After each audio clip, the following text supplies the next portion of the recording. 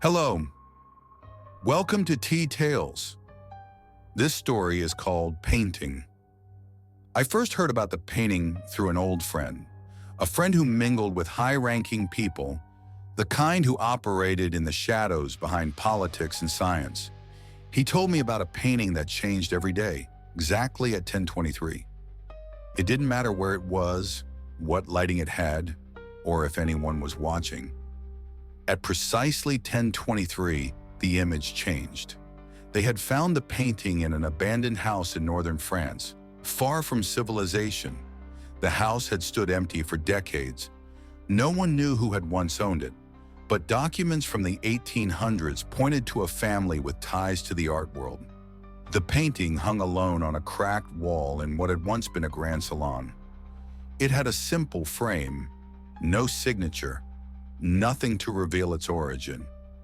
It was taken to an acquaintance of my friend, a man with the resources to investigate the unusual without drawing too much attention.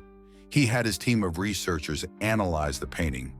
They used cameras, thermal imaging, X-rays, but nothing showed anything abnormal. And yet, every day at the same time, the image changed. One day it was a flower, the next an old man. Another day, the entire canvas was covered in deep yellow. There was no logic to the transformations, no visible connection between them. The researchers were afraid to manipulate the painting too much. They discussed opening the back, but no one dared. No one wanted to risk stopping the phenomenon, so they kept observing, documenting, trying to find patterns. And after months of study, they uncovered 3 connections. The first was the most disturbing. One morning, the painting displayed a skull. The researchers were puzzled, but thought it might be a coincidence. Still, they decided to investigate whether the image had any significance. The next day, in an Italian news report, a brutal murder was described. A woman had been killed by a man wearing a skull mask. That woman had a connection to one of the previous owners of the abandoned house where the painting had been found. Coincidence? No one was sure. The second connection was stranger. One day the painting showed a fly, just a simple image of a fly. The researchers laughed at the absurdity of it. But seconds after the image changed, a real fly landed on the painting, exactly in the same spot as the depicted insect. The fly's image remained until 10:23 the next day, but the real fly was found dead on the floor beneath it. No one understood what it meant.